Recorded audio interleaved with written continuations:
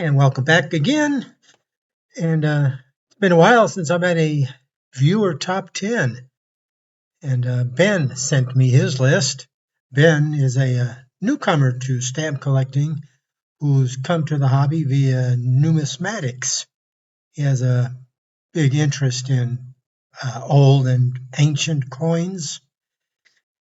And that has led him on the path towards stamps also. Ben recently picked up a couple of albums full of stamps, and he and his wife had been sorting through them and notating some of their favorites. And so in this episode, I'm going to give you Ben's top 10 favorite stamps that he's found so far anyways. And then in the next episode, I will show you the list from his wife, Mo.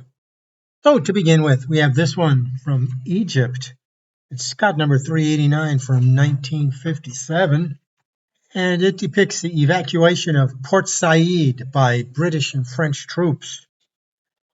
And the next one comes from the People's Republic of China, 1951, and Ben found that that depiction of that temple quite attractive, and that overprint that just reflects the history that's going on at that time. And the third one comes from Turkey. It's a semi-postal or charity stamp. It's got number B46 from 1917. And it comes from a set of stamps, a set of semi-postal stamps issued for the benefit of war orphans. And the title of this stamp is A Soldier's Farewell. The fourth stamp from Ben is this one from Turkey, from the Ottoman Empire, showing the column of Constantine. And again, Ben's really fascinated by these old historical stamps like this. And then numbers 5 and 6 is another charity semi-postal issue, this time from Azerbaijan. This was a set issued for famine relief in 1921. It's got numbers B1 and B2. The first one showing a peasant carrying a sled full of food items, and the second one showing a mother and her hungry children. Number 7 on Ben's list is another one from People's Republic of China from 1950. It's got number 77. It shows a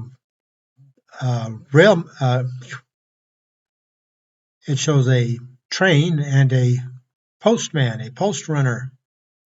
And Ben finds this to be a really gorgeous stamp, that nice deep blue color.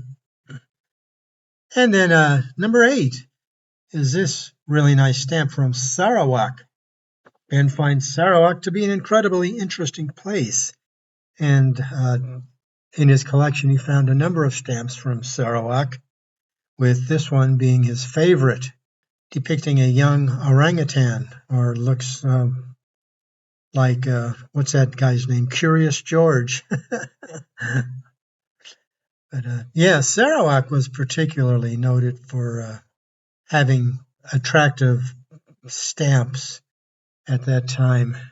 Number 9 on Ben's list is another one from China. This one from before the communist takeover, when it was still Imperial China. You see the inscription, Chinese Imperial Post, and it's an overprinted stamp on one of the famous coiled dragon issues.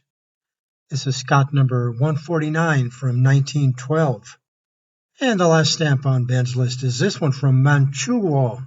That was the part of China that was occupied by Japan during the war. And Ben particularly likes this stamp because it ties into his coin collecting, in which he collects the coinage of the Japanese World War II puppet states. So that's Ben's top 10 list. I think you'll agree with me that is a pretty nice looking list. So thanks, Ben, for submitting those stamps. And in the next episode, which I promise is coming up in just a couple of days, I will have Mo's list of favorite stamps. So stay tuned. So in the last episode, I told you about 3 stamp orders I had recently placed and I was waiting to receive. I had received one of them in that episode, and since then the other 2 orders have come in, and I'm going to show you one of those in this episode, and I'll save the next one for the next episode. And I just happen to have it right here with me, and you see it's unopened, so you're going to check them out with me.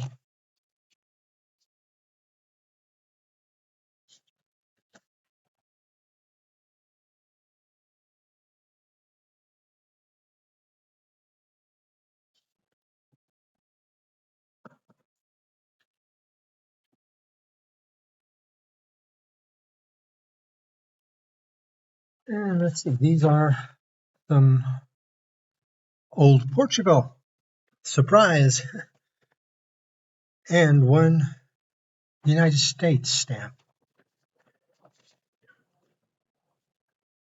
And they have a bomb-proof packaging here. So let me get this open and let me move over to the table where I can give you a better shot at these stamps. All right, so I finally got the packaging open, and I end up with another little tiny package with more tape.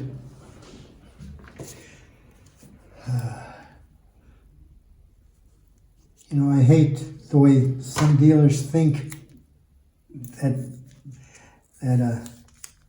glassines or envelopes or anything are going to pop open inside of the mailing envelope. So they put tape everywhere they can. Oh, come on. It's just downright stupid. I'm going to be frank with you. That's the way I feel. So anyways, here is my other order, or second order. It's full of some classic Portugal. And the lone U.S. stamp is this joint line pair of Paul Revere, but I'll save that since the focus of this episode is Portugal. These are all stamps between Scott numbers 20 and 45. So date-wise, we're looking at the 1860s. All right, so there are 4, 8, 12, 13 stamps. And these are all as old as they are, as cool as they are. They are pretty inexpensive. The 13 stamps plus the U.S. stamp all came to $17.76. So an average of about $1.50, but that's even skewed to the high side because of one stamp that's was $7 and another one that was $2. Otherwise, the rest were all like 68 cents, 54 cents, 36, 72, 45, 72. So a lot of good classic collecting for not much money. So let me gather these up.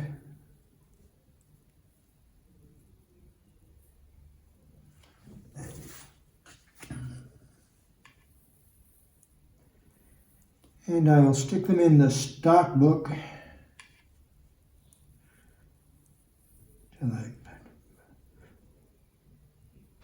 I've got an invoice with all the catalog numbers, but I still got to match them up to each of the stamps. So I've got some stamps, like I said, mounted in the album already, but and here's the rest that I have unmounted yet that are in the stock book. In the top 2 rows, those are duplicate stamps. So here are all the stamps that from here down that I need to put in to the album, starting with number 13 I got number 28. As you can read the numbers. You don't need me to read. So here I got two because one is unused and one is used with the nice, almost sucked on the nose cancel. Here we have two that look identical but different perforations. One is perf 13.5 and this one is perf 14.5. And Scott doesn't give them both major numbers. He gives the 14.5 a minor, gives it an A prefix for a minor variation. So like I said, I made pages for Scott numbers 2 through 96, but actually within those 96 catalog numbers, there's twice as many stamps, counting all the variations like 43A, 44E, 71A, and so on. So I've made a checklist of all the numbers from 2 through 96, and I think this was like about 175 stamps or so altogether. All the X's are where I went through the stock book and the album to show which ones I have. And truth be told, I don't even know. When I placed this order, I wasn't even sure of what I had or what I needed. So let me see here. I got a 20 used. Yes, I already had one, so now I have a duplicate. 41. That fills a hole. And mark that here. Number 65. I already had that one. 65. Well, I ordered two 65s. I think just basically to get a good look, since that was only 54 cents each. I like to get extras and see which one looks better to put in the album. 67. Notice here it goes from 64, 65, 66, 68, 69. Whereas 67, well, 67 had a different perforation. 67 comes later within a different series. Here it is. Comes with 67 followed by 68A. And then 71. So anyway, so 67, I already had that. And 68, I had that one. 71, okay, there's a new one. Let me mark that. Okay, 121, now that's off the chart, so to speak. I only went up to 96 right now. Number 131. Then we come to 41D. So I ordered two 41Ds. Where is 41D? Okay, well, I already had one. And then a 45E. 45. There's another hole filled. Yippee. 45F. There we go, another hole filled. And United States 1059.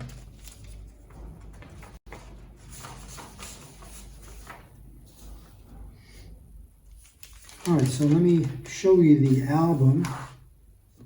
Put this aside.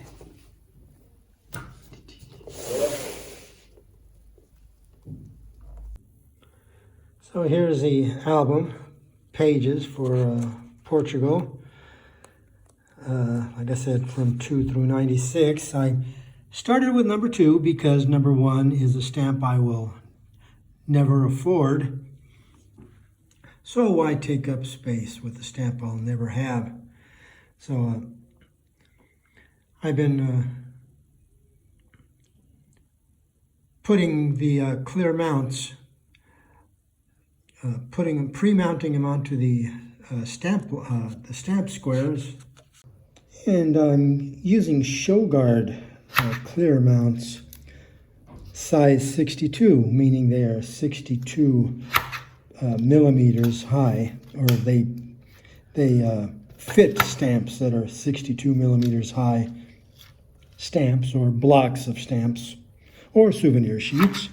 And I cut them lengthwise down the middle to make 2 strips, each 31 millimeters high, which is just about the exact size I need for these stamps of Portugal. They're actually just a smidgen high, but it's close enough. And it's really one of the reasons that I use the clear mounts instead of black mounts.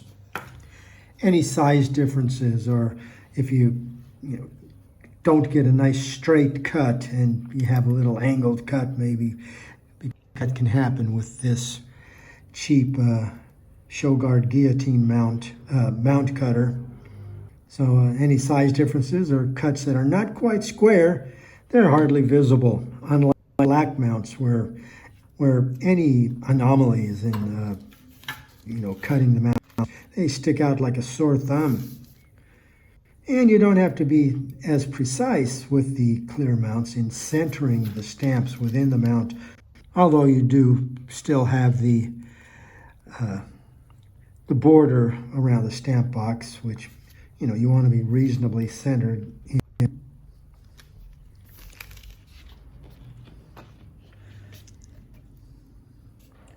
Another thing I like about the clear mounts is that when they are on the page, but don't yet have a stamp inside them, you can still see the text within the box describing what that stamp is.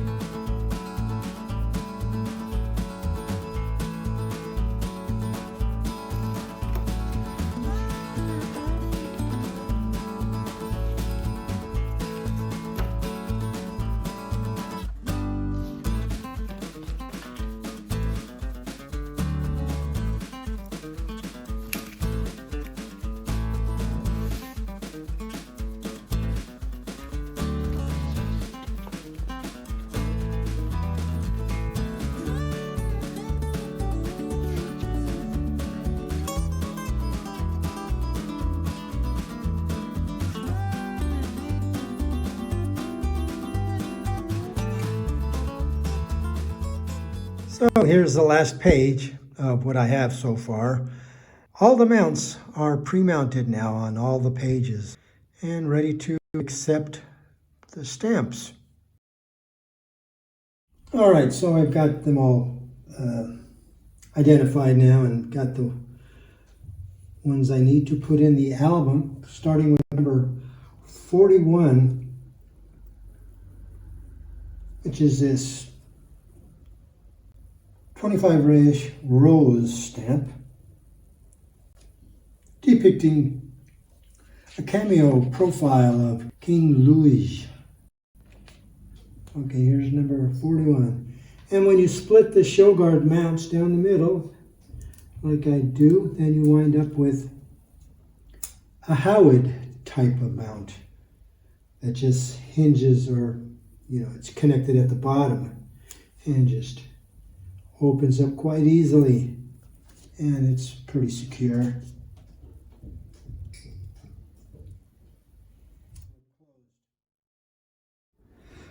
So then the next two are 45E and 45Fs. On this page I have 45,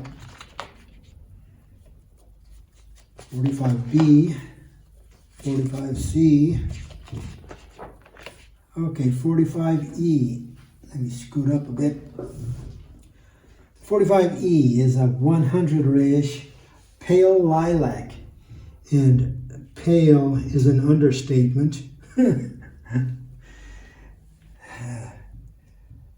You have to wonder who looked at the proofs of these stamps and said, yeah, that'll work. It's crazy, isn't it? So 45E and F. Again, we have this one is perf 12.5, and the other one is 45F down here, 100 rayish pale lilac, but perf 13.5.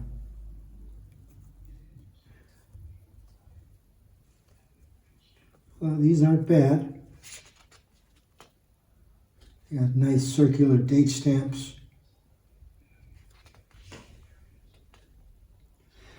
And then the fourth one that I got from that order, which I needed, was number 71. All right, 71, 25 rayish, dark green, depicting King Carlos from 1892. Below the box, I put the Scott catalog number on the left corner and the year of issue on the right corner.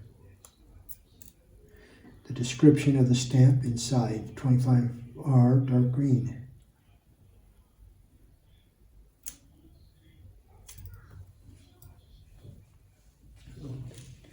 Okay, so that takes care of my new stamps. So then we have the stamps in the stock book. Let's see if I can find the page. Here we go.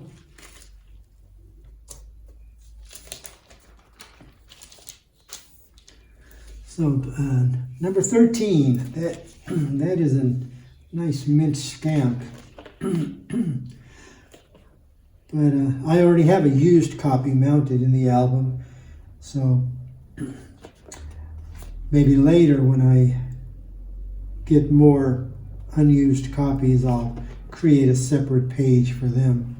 But for now, I'll just keep the unused one in the stock book. So then next we have 28. Let me see if I need that one.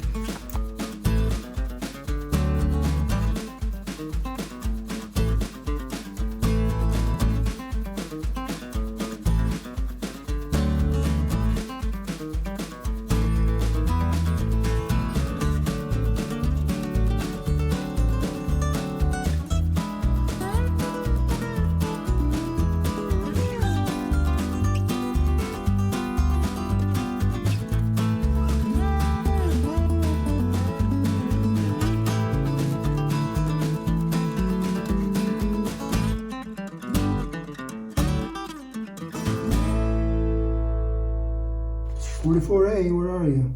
44E, 44F.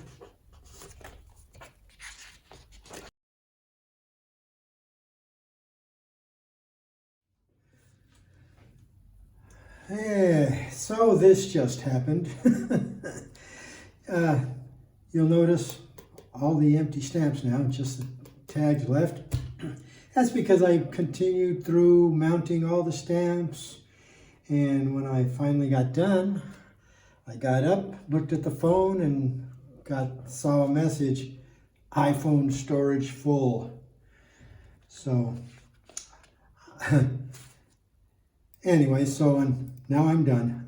I got all the stamps mounted on the pages as far as I can go. I got these two left. Let me see if I can re-identify them now. That was number 1 something. 107. Here we go. Yeah, these are two. I'd like to get them on pages soon. But these are cheap stamps too. This 114 was only 27 cents. This one comes from a set issued in 1894. Commemorating the 500th anniversary of the birth of Prince Henry the Navigator. And you'll see that postmark in the middle, on the front. Well, of course it's on the front. And you'll see that postcard, ding. You'll see that postmark, that's a commemorative postmark, which I didn't realize at the time I bought it. It's not a circular date stamp. It's got 1394 at the top, 1894 at the bottom, and the word Centenario in the middle. So it's obviously not a regular postal postmark.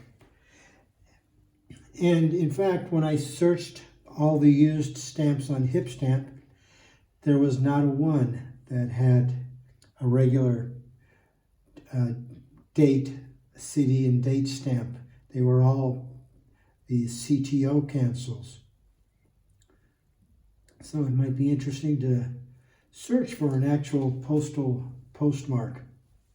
Anyways, like I said, this is for Prince Henry the Navigator. There's a set of 5, I think 5 or 7. Anyways, only like three different designs. And this one just shows him surrounded by symbols of his studies in navigation and whatever, geography and such. And then this other one I really like because of that postmark. It's just such a nice, dark, clear, legible stamp with most of the information on it.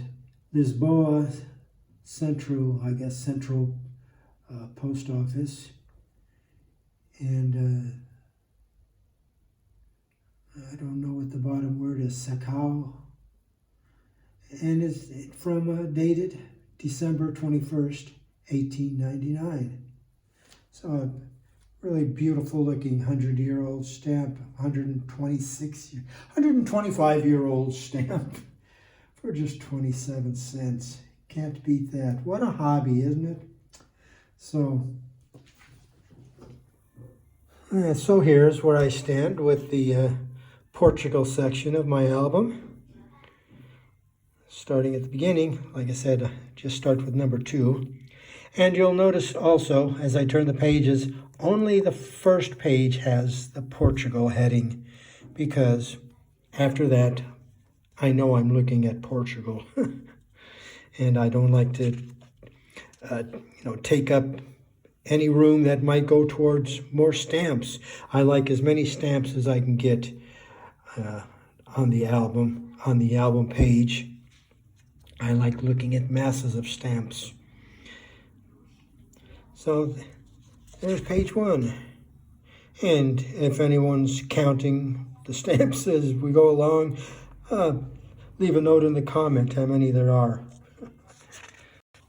There's page 2. And most of these at the beginning, at the 19th century, they are all those cameo stamps, just an embossed, usually a profile of the monarch of the time. In this case, King Louis. That's King Louis II.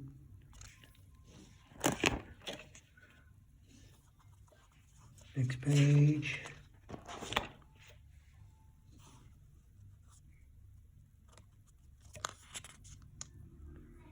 Some more cameos. Some more cameos.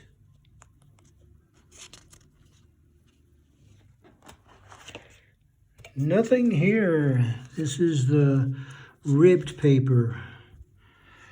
So those must be a little harder to find. Cameos again.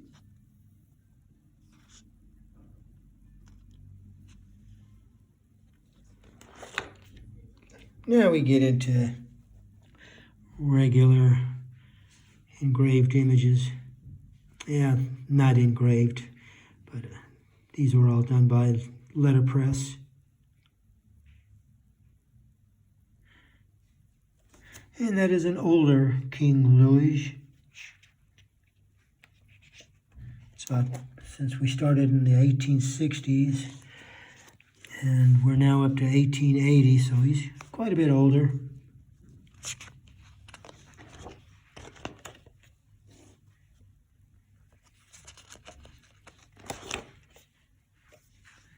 And we have a 3/4 front portrait. There's a good look at it, King Louis.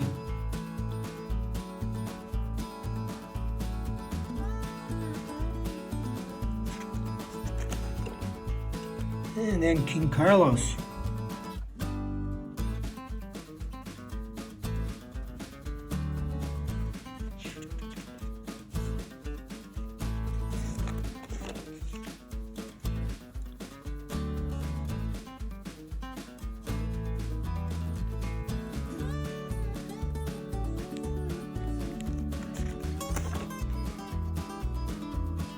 And the last page.